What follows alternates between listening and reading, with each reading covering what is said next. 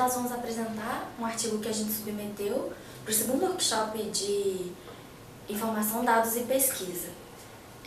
Os autores do artigo foram eu, Raíssa e o Felipe, e a orientadora dele é a Benildes. Nós dois somos mestrandos aqui do Programa de Gestão e Organização do Conhecimento da Escola de Ciência da Informação da UFMG.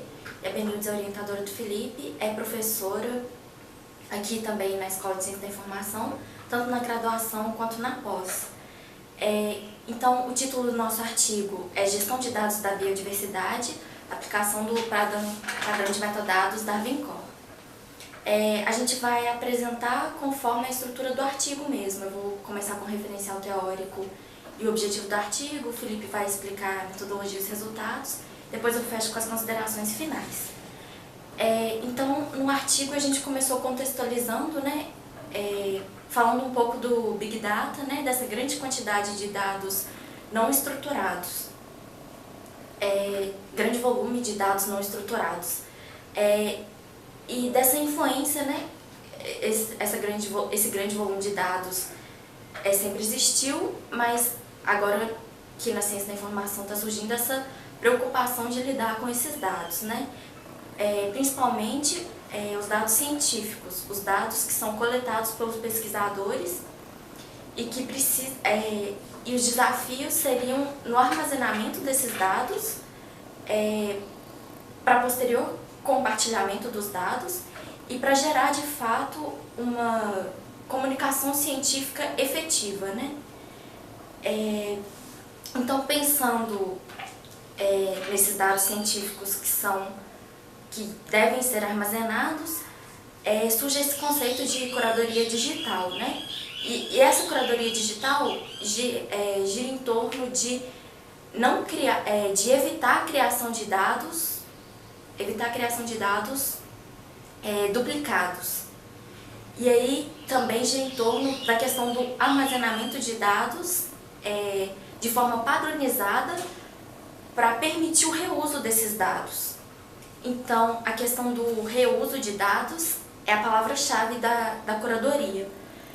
O reuso de dados, a gente pensa basicamente em duas características, como os dados serão reutilizados. Pensando em disponibilizar esses dados em formatos abertos, e aí tem uma série de critérios para garantir essa qualidade da disponibilização dos dados, e também pensar na descrição de forma lógica e padronizada desses dados coletados pelos pesquisadores, para que alguém que não tenha participado da coleta de dados consiga entender e efetivamente utilizar esses dados. Então, para permitir esse reuso dos dados científicos, a gente pensa em gestão de dados. No nosso artigo, nessa parte do referencial teórico, a gente se baseou basicamente em 3 autores, o Strasser, o Nussaian e Nassares.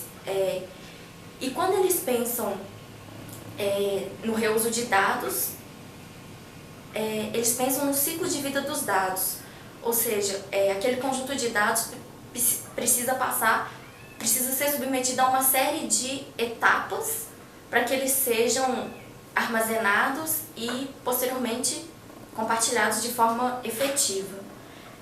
Só que, de acordo com o objetivo do nosso artigo, nós focamos na etapa de descrição dos dados, que eles definem como uma descrição detalhada dos dados através de padrões de metadados apropriados. Então, antes de falar um pouco do objetivo do artigo, eu queria citar, que a gente também colocou no artigo, a tese da Costa, de 2017, em que ela aborda as principais iniciativas de gestão de dados aqui no Brasil. E uma delas é o Portal da Biodiversidade, que é onde a pesquisa foi realizada.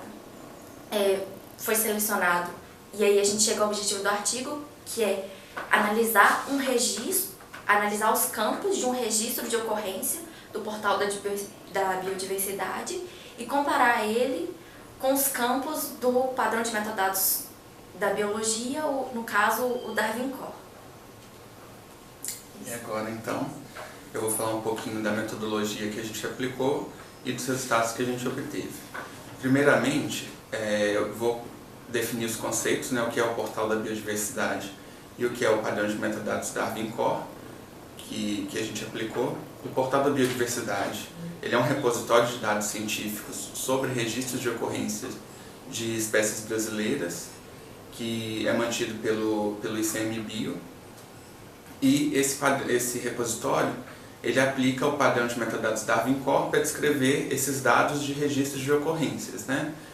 E o que é o padrão de metadados Darwin Core?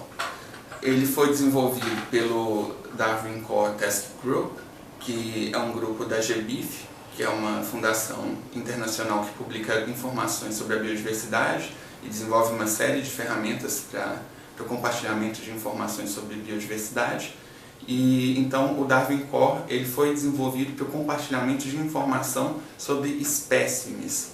E é importante diferenciar o conceito de espécie de espécime, porque o conceito de espécie ele é mais amplo, né? O que é uma espécie? São um grupo de indivíduos, né, uma população com as mesmas características filogenéticas que representam uma mesma espécie, né? Então o conceito de espécie ele é construído com base nessas observações a essas características genéticas dos indivíduos, né, que são categorizados como uma mesma espécie. E o que é o espécime? O espécime é uma amostra que é coletada dessa espécie em questão, né, a título de análise, né? Então o biólogo ele vai a campo, ele captura um indivíduo, né, um bicho, por exemplo, e ele leva esse bicho para o laboratório para analisar e fazer a descrição taxonômica, a análise genética e todos os outros procedimentos possíveis dentro da biologia, né? Os procedimentos de pesquisa. Então, esse bicho coletado, ele é um espécime, mas esse espécime também pode ser a folha de uma planta ou pode ser uma amostra de solo, enfim. Então, um espécime é um conceito de amostragem, né? É uma amostra dentro da população, um indivíduo que é coletado dentro da população de uma espécie. Bom, então, o Darwin Core, ele trabalha com a representação da informação desses registros de espécimes, né, que são os registros de ocorrência. Então, o biólogo foi a campo, ele coletou um organismo, ou ele fotografou um bicho, alguma coisa assim, isso é um registro de ocorrência, né? E o que esse registro de ocorrência tem? Basicamente, ele tem a descrição taxonômica da espécie, né? Qual que foi o animal observado ali naquele momento, o local onde ocorreu essa observação, esse evento, né? Que, como é chamado na biologia, os dados desse local, os dados do período de tempo que aconteceu esse evento, né? E outras relações típicas dentro do contexto da biologia, como o habitat que esse bicho habita, enfim, e todos esses outros metadados eles podem ser conferidos dentro do Darwin Core, esses outros conceitos, né? Bom, então, qual foi a metodologia que a gente adotou? A gente selecionou um registro dentro do portal da biodiversidade, especificamente o registro da espécie Rhinella granulosa, que é vulgarmente conhecido como o sapo da caatinga, e a gente analisou campo a campo desse registro, são 34 campos 34 metadados, né? Então a gente analisou o conteúdo de cada um desses metadados para ver se eles são equivalentes ao que é recomendado no glossário do Darwin Core e nas recomendações de preenchimento desses metadados, né? Então, o que a gente analisou? Dentre esses 34 campos, esses 34 metadados no registro do portal da biodiversidade, existem alguns erros, né? Como, por exemplo, a questão de duplicados, de metadados duplicados. O primeiro exemplo que a gente aborda no artigo, que é o nome da base de dados e sigla da base de dados, no glossário, onde tem as orientações para o preenchimento do padrão de metadados Darwin Core, ele orienta que seja adotado só um valor. Esse é um campo único, né? Então, o nome da base de dados, que é o dataset name, que está no corpo do Darwin Core, trata-se apenas de um metadado, né? Então, sigla da base de dados e nome da base de dados só podem entrar nesse campo, mas é preciso especificar qual o valor que vai ser adotado como padrão, ou a sigla da base de dados ou o nome da base de dados. No caso do portal da biodiversidade, esse campo aparece duplicado, né, tanto com o nome por extenso da base de dados quanto com a sigla. E isso é considerado um erro do portal da biodiversidade, né? O outro problema que a gente detectou foi em relação ao preenchimento dos campos de metadados, porque o Darwin Core ele recomenda que seja seguido uma série de protocolos e vocabulários controlados para o preenchimento desses campos, né? E formatos também. Por exemplo, as datas elas devem seguir o padrão ISO, né? E no caso do portal da biodiversidade eles não seguem esse padrão. Então existem diversos formatos de entrada de data nos campos desses registros. Um outro problema, também envolvendo as datas, é referente à data do evento, né? Então, um evento de registro de ocorrência de espécie, ele tem um início preciso e específico, né? Então, com o dia da ocorrência, a hora, minuto, segundo, se possível. Então, a data de início e término do evento, ela tem que ser o mais específico possível. E no caso do portal da biodiversidade, esse dado não é apresentado dessa forma. Eles apresentam simplesmente o dia de início e o dia de término do evento, que muitas vezes é o mesmo dia, porque os eventos costumam ser curtos, né? Esses eventos de observação ou de coleta de espécies geralmente duram poucos minutos ou horas, mas geralmente não duram mais de um dia. Então, essa é uma outra inconsistência que a gente observou no padrão.